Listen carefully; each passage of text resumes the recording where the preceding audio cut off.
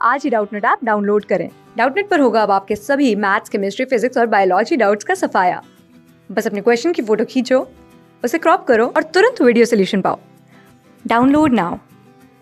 Hello students, the question is what are differences between minimum boiling azeotropes and maximum boiling azeotropes?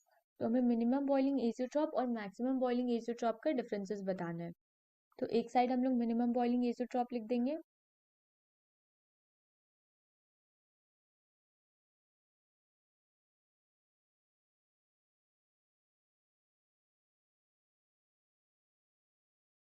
और एक side हम लोग maximum boiling azeotropes लिख लेंगे।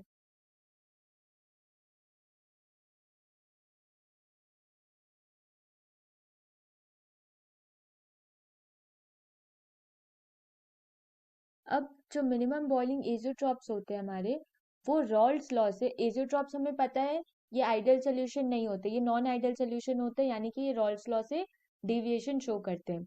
तो जो मिनिमम बॉइलिंग एजियोट्रॉप्स होते हैं हमारे, वो रॉल्स लॉ से बहुत ज्यादा पॉजिटिव डिविएशन शो करते हैं। So they show large positive deviation from Raoult's law.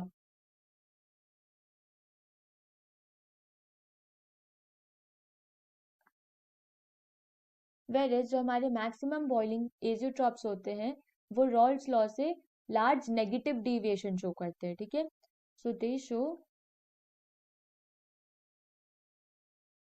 Large negative deviation from Raoult's law.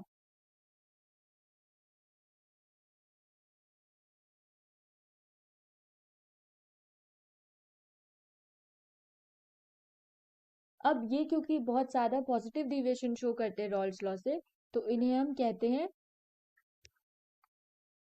Positive azeotropes, also known as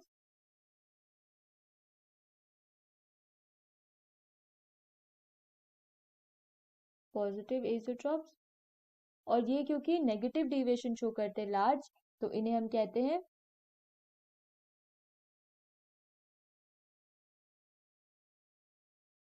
negative azeotrope, known as.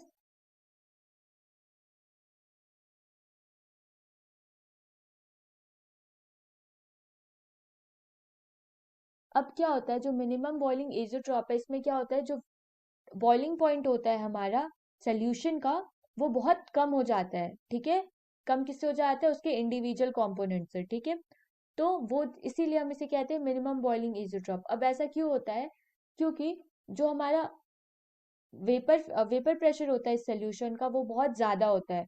तो अगर वेपर प्रेशर ज्यादा है इस सोल्यूशन का, तो क्या होगा, हमें कम टेम्परेचर देना पड़ेगा सोल्यूशन को बॉईल करने के लिए, क्योंकि vapour pressure is inversely proportional to the boiling point. तो अगर वेपर प्रेशर ज्यादा है, तो हमारा जो बॉइलिंग पॉइंट है वो कम हो जाएगा, क्योंकि हमें कम टेम्परेचर देना पड़ेगा सोल्यूशन को बॉईल करने के लिए।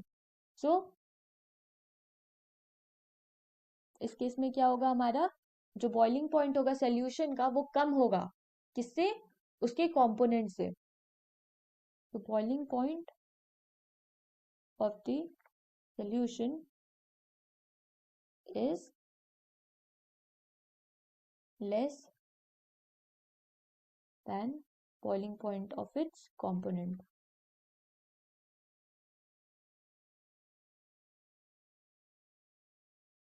और इस केस में क्या होता है, मैक्सिमम बॉइलिंग पॉइंट होता है, यानी कि जो वेपर प्रेशर होता है वो बहुत ज्यादा कम होता है हमारा। तो जो हमारा बॉइलिंग पॉइंट होगा सोल्यूशन का, वो ज्यादा होगा किससे, boiling point of its components.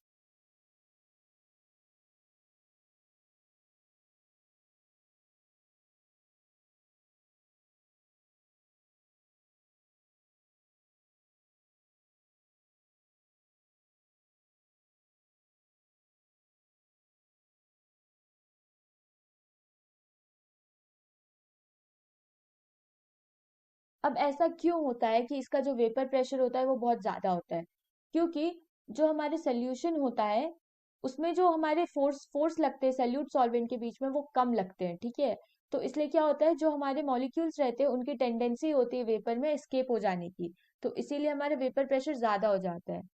ठीक है, तो यहाँ पे जो इंटरैक्शंस होते हैं सैल्यूट सॉल्वेंट के वो कम होते हैं। सैल्यूट सॉल्वेंट इंटरैक्शंस मतलब AB फोर्सेस जो है हमारे वो कम होते हैं किससे? Salute salute and solvent solvent forces से।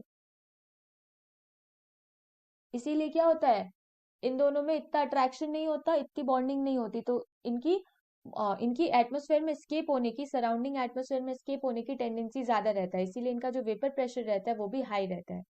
बट इस केस में क्या होता है, मिनिमम मैक्सिमम बॉइलिंग एजियोट्रॉप के केस में जो हमारी बॉन्डिंग रहती है सैल्यूट सॉल्वेंट मॉलिक्यूल्स के बीच में वो ज्यादा रहती है, इसीलिए जो हमारे मॉलिक्यूल्स होते हैं वो जल्दी से स्केप नहीं होना चाहते हैं सराउंडिंग में। तो जो हमारे इसमें AB फोर्सेस होते हैं वो ज्यादा होते हैं किससे?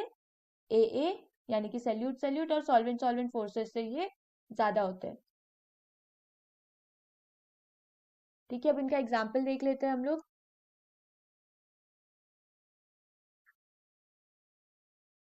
तो मिनिमम बॉइलिंग एजियोट्रॉप का एग्जाम्पल हो गया ethanol and water.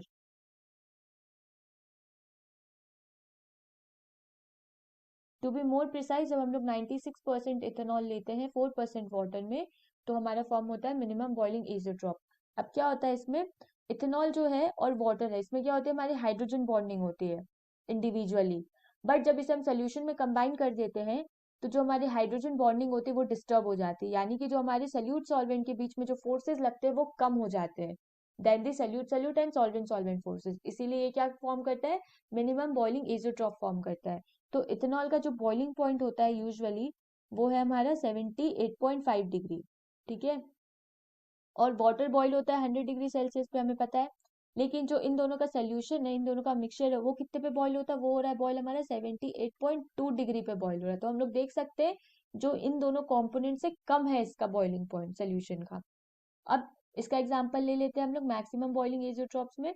Maximum boiling azeotrope का एग्जांपल देख सकते हैं हम लोग, ये हो जाएगा HCl प्लस वाटर यानी कि H2। तो इन दोनों में इंडिविजुअली जब ये दोनों बॉन्ड बनाते हैं तो क्या होता है, यहाँ पे जो बॉन्डिंग होती है बहुत ज्यादा स्ट्रॉन्ग बॉन्डिंग हो जाती है, जिसकी वजह से हमारा जो इंटरेक्शन होता है सल्यूट सॉल्वेंट पार्टिकल्स का वो ज्यादा हो जाता है, तो इसी वजह से वो जल्दी स्केप नहीं करना चाहते। जो हमें पता है HCl का जो बॉइलिंग पॉइंट होता है वो है -84 डिग्री सेल्सियस, ठीक है, और वाटर का है 100 डिग्री सेल्सियस। अब ये दोनों का जब सोल्यूशन होता है कंबाइन तो वो बॉईल होते हैं 110 डिग्री सेल्सियस पे, तो जो कि दोनों के ही बॉइलिंग पॉइंट से क्या है, ज्यादा है, तो boiling point of the solution is more than boiling point of its component. तो ये हो गया हमारी कुछ differences between minimum boiling azeotrope and maximum boiling azeotrope. Class 6 से 12 से लेके नीट IIT JEE मेंस और एडवांस के लेवल तक 10 मिलियन से ज़्यादा स्टूडेंट्स का भरोसा। आज ही डाउनलोड करें डाउटनेट ऐप या व्हाट्सएप कीजिए अपने डाउट्स 8400 400 400 पर।